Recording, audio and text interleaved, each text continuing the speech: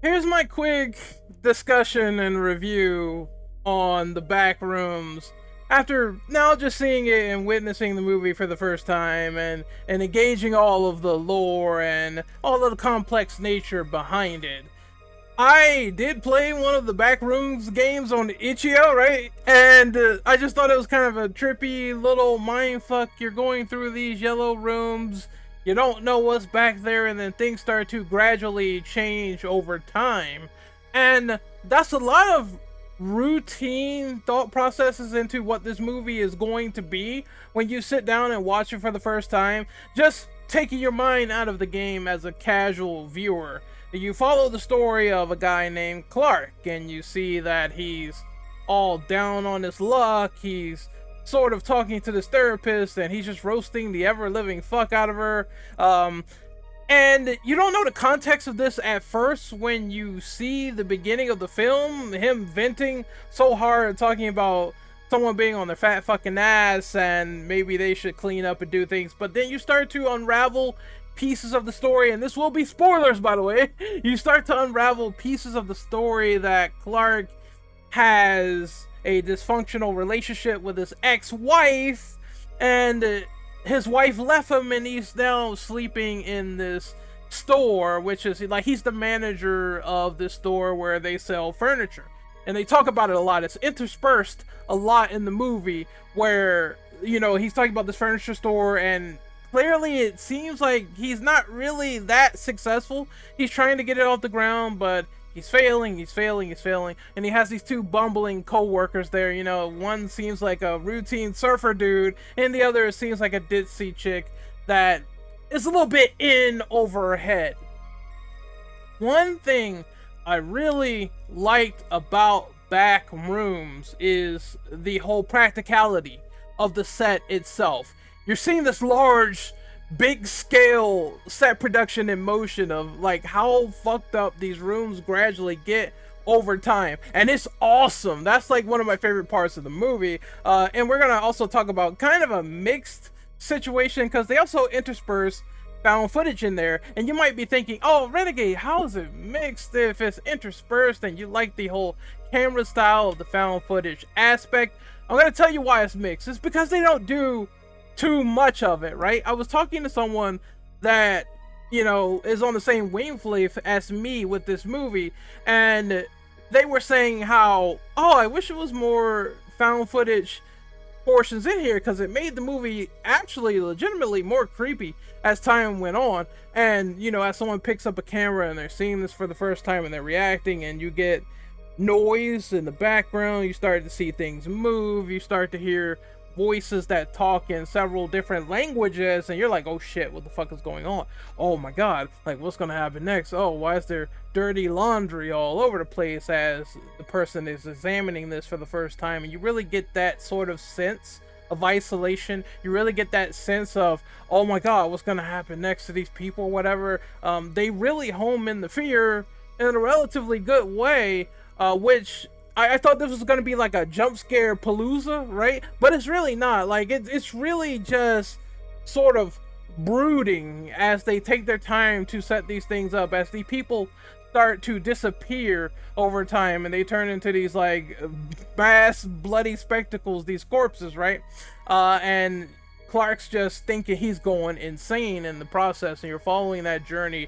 The beginning and the middle of this movie is really strong. I would even say the end, once you really get what's going on as well, is really structured in a way where some people, they aren't going to get it initially, but when you start to gather more and more and more of what they're trying to do, Clark is trying to find out, oh, there's these like little switches down here in my department store. That's where they first discover how the back rooms work, because there's these like miniature switches on the bottom of the fuse box, and it's like, what the fuck is this? Like, I knew it as a viewer the first time, as soon as he swatched them on, that it was going to open up the interdimensional portal. And then he puts his hand through the wall. It's like, oh my god, like, what is this new discovery? It looks like a flip side, an inverse of the furniture stores, furniture everywhere. He takes like a small bench with him, and then he takes his co-workers with him as well. They say, I'm gonna pay him overtime to go in here like a lab rat, a guinea pig, and then they ultimately get killed in the process. You start to see like pools formulate in the back rooms. You start to see things like voices of characters that are previously thought to be dead calling out to Clark, and then the big bull shot of the person picking up the camera as he tries to escape, and the screen goes black. And then we move on to the second titular character. You know, I guess you could say Clark is a false protagonist, right? And then you move on to Mary. I don't know the name of the actress, so I don't know it offhand, so forgive me, but she's equally just as good as Clark's psychiatrist.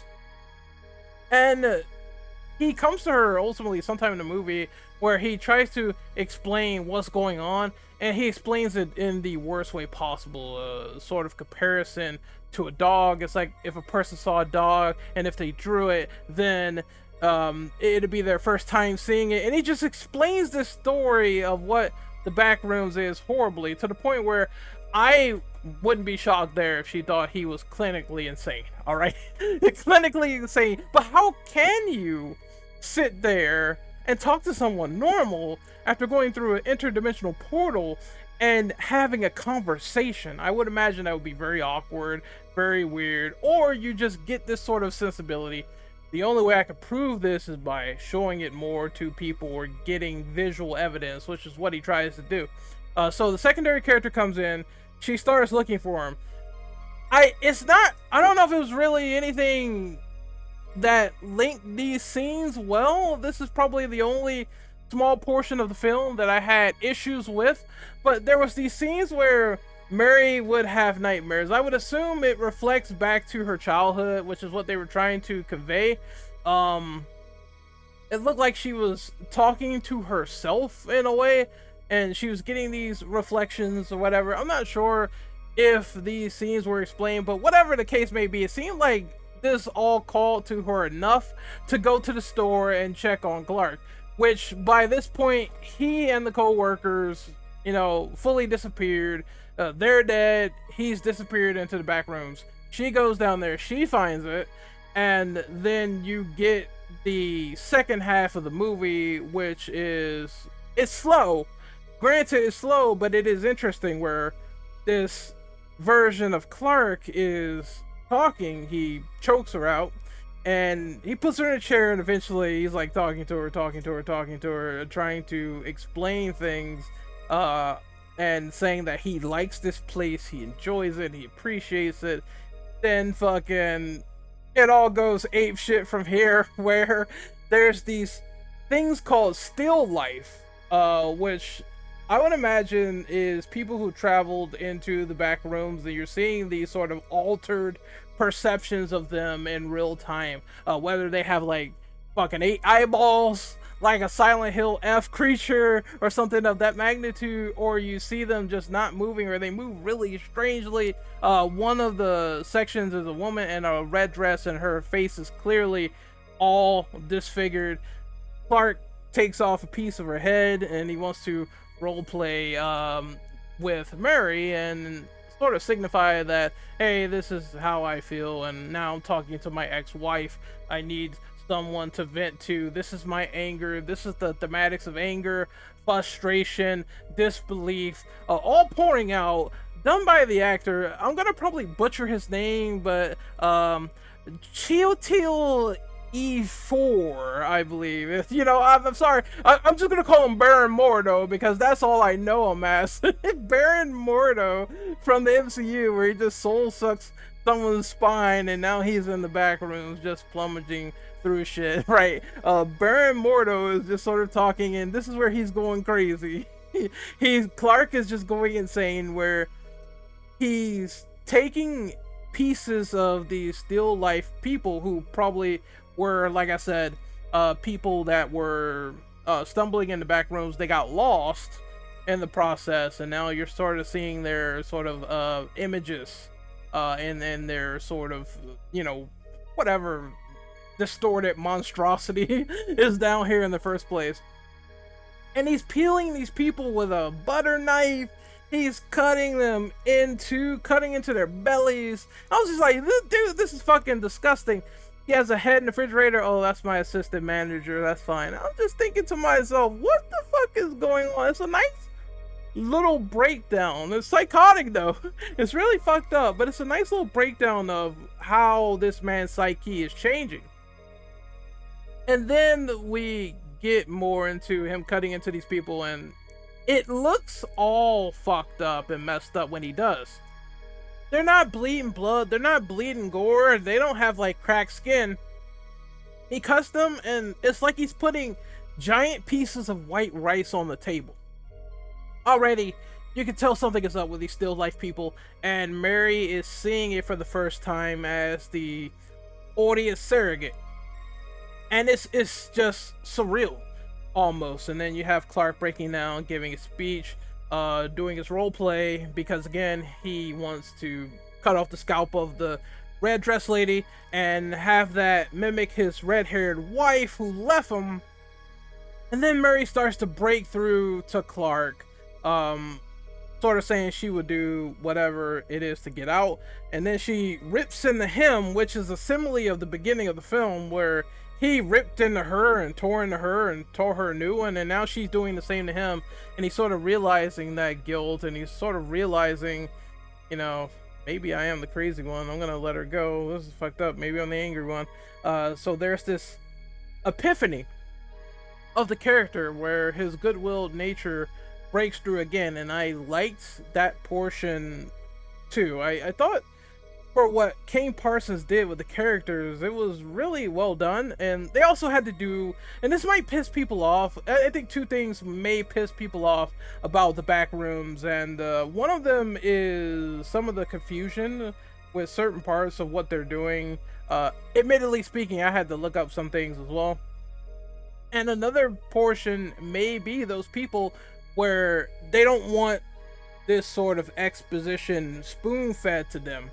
Now, I made an argument with the person that I hold dear, that I had a discussion with on this movie, because they did not like the fact that they had these clear-cut explanations of what was going on in the back rooms, and it's like, why didn't you leave it really subtle? And my debate to that equation was, I think they did it in an interesting way. Of course, spoon-feeding the audience too much, you get things like The Last of Us Season 2, where I do believe after a certain point in time, and I'm going to do a re-review of that whole season, I do believe after a certain point in time, the example of that was Abby, where Abby was spoon-fed to an annoying degree by explaining that here's why I killed Joel, here's how I'm doing it, and it just felt like an out of place character moment versus the game where they gave you time to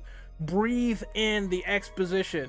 And having it broken down from Clark's insanity, it made it make sense to me. It was sensible in that regards, because of course, crazy man breaking down, sort of getting his last meal in, his last meal of human remains, human flesh going down the gullet, the fucking head in the refrigerator. It made sense to have him do it and have her there. Of course, you could say the way she got there was a little bit convoluted. Like, you know, you can talk about that a little bit. Like, I don't mind that criticism when people say that.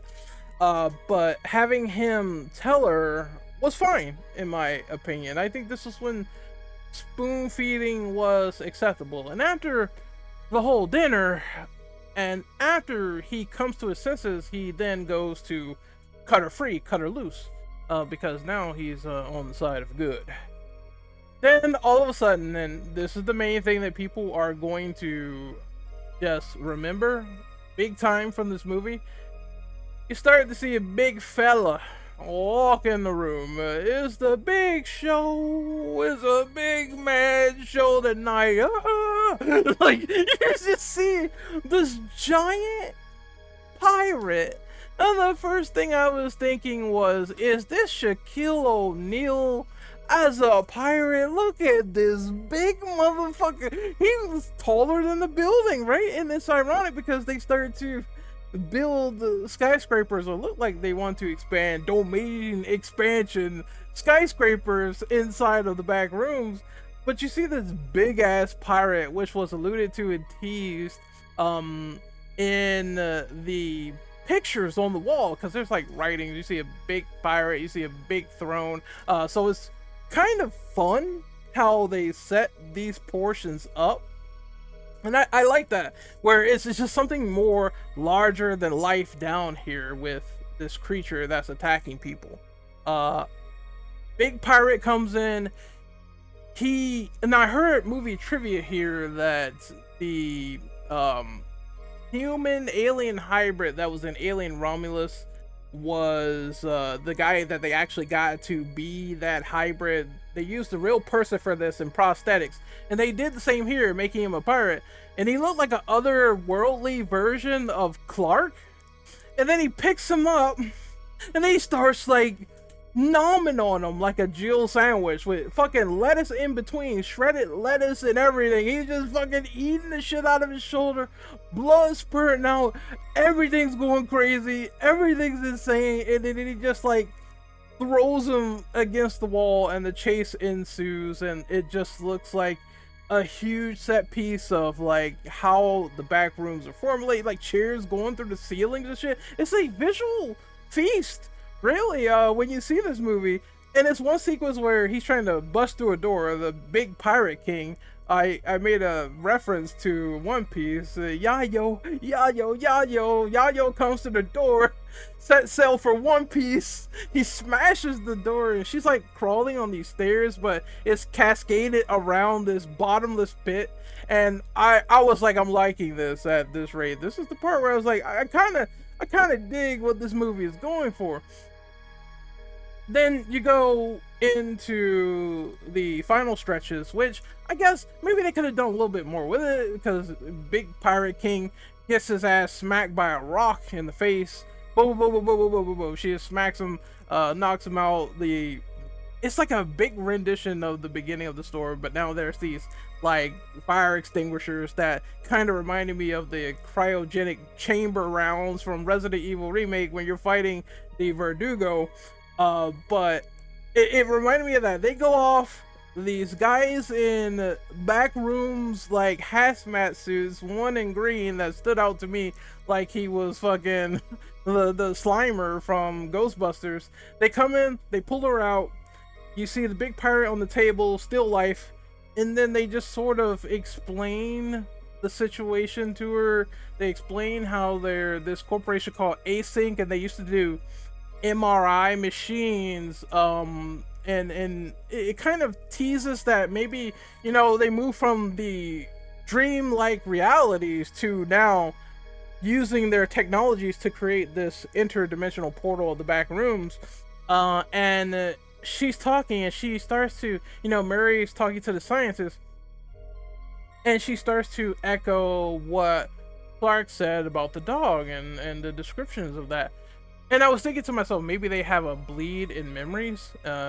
Maybe it's not all real, that she's not really safe. And then the ending of the movie occurs where you see a still life version of Murray. You see teases to the back rooms growing in scope. You see the missing characters. You see their fucking faces plastered on the wall. And it's like, oh shit. And then you see the still life version of Murray in the chair, and the movie ends.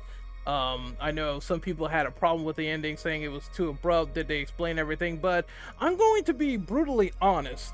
I was someone who only played the Backrooms once. Therefore, I'm not really super beholden to the lore and the atmosphere and everything. But for what A24 and Kane Parsons did with this film by sucking you into a different rendition. Someone told me it was a prequel to the Backrooms, where they're trying to set all this up, and then they could end up having, you know, Async go in and take out the survivors or whatever, and just keep domain expansioning what the Backrooms is. I'm excited for Kane Parsons. I'm not so excited for them copyright striking people. A24 being a very, very, very naughty dog, no pun intended, of course, but being very, very naughty and copyright striking people because they use Backrooms images. But that's besides the point. Kane doesn't support that. But I liked what they were going for. I thought this lore was very interesting. The more you looked into it, I like lore building movies where they give you enough exposition to make it interesting, intriguing, and you just want to bite down on more. I could have used more set pieces. One of the things that I'm sort of mixed about is how they introduced this found footage aspect. And I talked about this earlier, where, you know, they're filming on the camera, it's all creepy, and then stuff happens. It's kind of like their little miniature Blair Witch, but it's happening in the Backrooms themselves. And you only see these recorded sequences twice, and they don't ever do it again for some reason. I'm just thinking to myself, like, that would have been cool if in the third act, Murray picks up the camera and then shit starts going down from there. But I guess they wanted more of the wide angle, sort of Hollywood style A24 shots. There's a couple of producers on this movie that sort of assisted it, and you could tell it wasn't just all Kane by himself, even though he did a good bulk of the movie. And Kane Parsons, I think, is the one who created the Backrooms series on YouTube originally, which I'm probably going to start watching because it captured my interest. It captured my thought processes of, oh shit, how deep does the well go? But there's multiple producers on this movie, and I guess maybe that's where some of the creative debating probably came in a little bit. They said, oh, we have to make this movie look, you know, good. A little bit of Hollywood sheen, show off more of these bigger production sets that we made with people roaming around in them, of course. So we have to have the cameras focused on them, centered on them. Let's have a giant battle at the end with the Pirate King, Mr. Yayo himself, Mr. Big Time Luffy, fucking Baron Mordo. And I guess that's where that came from. Although I just watched this and I just watched Obsession, and I can see why this raked in like so much revenue. I can see why original horror is coming into fruition. Although with the creepypasta horror out there and what Hollywood is trying to bank on, I can kind of see it as they're trying to trend chase a little bit. You still have to keep it engaging enough and have the lore diverse for me to get more into it. You just can't copy and paste something like Cartoon Cat and just make it and hope you get millions of dollars and not put any intrigue behind it of the sort. Backrooms was something that surprised me. The acting was on point, set design was on point, camera work was on point. I could have used more of the little camcorder, handheld style, the football style as they call it, right? But still, it was good. I would say this movie is a good like 8.5 out of 10. I'm hovering somewhere around there. I did think that Obsession was better as a film, marginally. If Backrooms is like maybe an 8.5 or a 9, I would say Obsession's like a 9.5, bordering almost to a 10, nearly close to there, right? But still, a great time in the cinemas for sure for original horror, and I just hope it keeps booming. I haven't seen Evil Dead Burn yet, but I want to. I want to see more. And what else could this movie have used? You know, I would say one more thing. One more thing that I think this movie could have used a little bit more. Since the Baron Mortal guy was the big actor that they used, it could have used a little bit more of a ensemble cast. Because the characters are very few and far between. They're good. I would rather prefer strong characters and shit like that, you know, over just a couple of meat bodies that are getting like just slaughtered and you don't really care for them, right? And you do get two meat bodies in the film, but I maybe it's just me as a horror fan, but I wanted more carnage candy, right? You could have put maybe another character or two that I care about, but I don't know. I'm kind of mixed on this because I don't know if that would have diluted the central story of what they had going with Clark and Mary if they overstuffed it with way too many characters. So I even have conflicts with that own opinion, but I just wanted to see more people die in the back rooms, right? I wanted to see somebody get torn apart by the Pirate King, you know? So I can still have that little taste in mind while also still appreciating the storytelling of what they did. What did you guys think of the back rooms by Kane Parsons? Were you intrigued by the movie? Did you love it? Did you hate it? Did you think it was fun? Did you think it was not so fun? Could it have used a little bit more substance, more characters, more sequences with the camcorder? Or do you think the movie is as fine as is? Let me know in the comment section below, and I will see you guys next time. Later.